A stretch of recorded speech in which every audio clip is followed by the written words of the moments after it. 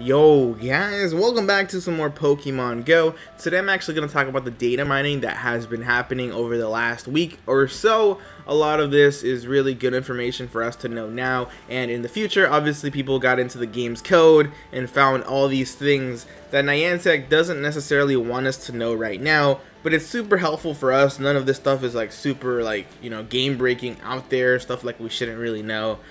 But I might as well just cover this. This is just like a few like key points, I guess. Some of these are more important than the other ones, so we'll talk about this and this and this and this, and we'll go from there. But first thing I want to say is that the trainer cap is at level 40 for right now. But what's really crazy to go from level 39 to level 40, I believe, is 5 million experience.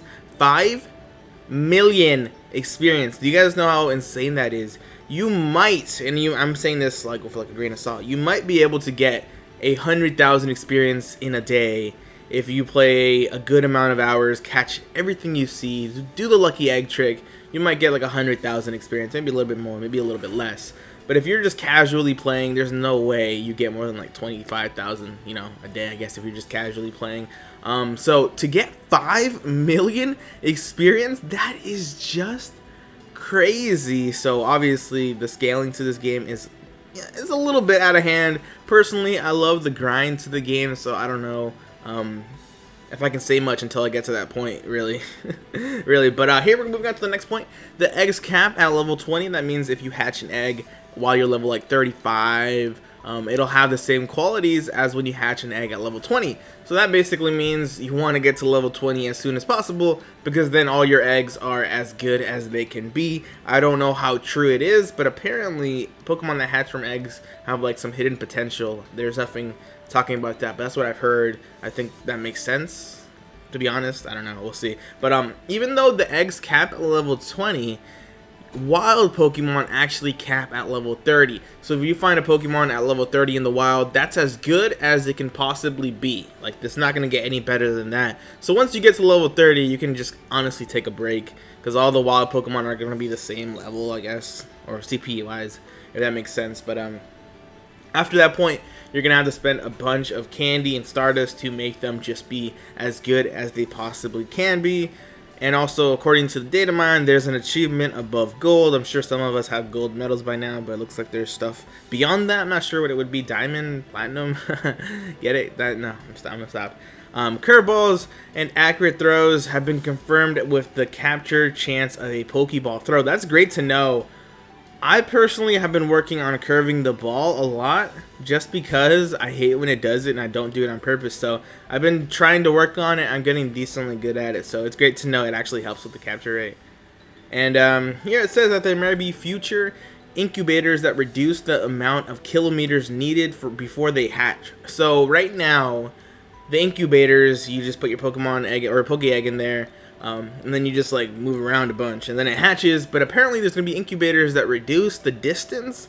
Maybe it's a possibility. I don't know how good that will be. If it's like an add-on to the incubators you already get, then why not? But if it's just like, I don't know how useful that'll be, because the problem with incubators is there's like a limit to how many times you can use them, right? So like, that's my main concern. Like, it won't really help that much. But here we have moves have an accuracy and critical hit rate. I'm sure some of us knew about the critical hit rate, accuracy, to an extent. Some moves critical hit more than others. Usually it has to do with like the damage output or whatever. Each Pokemon has its own capture and flee rate. Yes. Some Pokemon do seem to run away more. It also seems to correspond with the level that you're at. And it also says here Pokemon do become harder to catch as you level up, which in my mind doesn't make much sense. Why should a Pokemon be harder to catch as you level up? I don't know. You're already grinding the game out as much as possible. Why make it that much tougher on us? I guess make us use Pokeballs. I don't know. Sure, probably why. It states right here that Mewtwo, Moltres, Zapdos, Articuno are legendaries, while Mew is a mythical Pokemon. Makes sense, alright? With everything we've learned about Pokemon in the past, Mew is mythical. Everything else from that gen is legendary. States right here that Farfetch'd is out there. I think this might be a little bit not updated, I guess, because I think it's been confirmed by multiple sources like Cerebi that far-fetched is only catchable in Asia. I believe this aspect is, you can bypass this aspect by like hatching eggs, I think. I don't know how true that is, but I've seen people with Kangaskhan's in my area. I've heard Mr. Mimes hatch from eggs. I don't know if they're just trolling me, but I think you can probably bypass this with eggs. I don't know if anyone in the comments will confirm or not, but here it says that the charge meter, so this is when you're battling, he fills up 0.5 for each 1 damage you deal, which means if you hit super effective moves, you can charge up your special attack faster. And it says right here that's super important, and it is, because if you play the matchups correctly in the gym, if you hit them with super effective damage on your first attack, you'll have your second attack powered up even that much quicker. So super important to know, really key fact there. It also states here something that I talked about earlier, which is 5 million experience from level 39 to 40. It's just crazy, oh my gosh. But also Pokemon have a base attack, defense, and stamina. So since it is first gen, RIP special attack. Yes, the special attacks are not here just yet. Maybe we'll see in the future. That'd be cool, I guess. Maybe it wouldn't make, I mean, it might make the game a little too complicated. I don't know. We'll see how it plays out.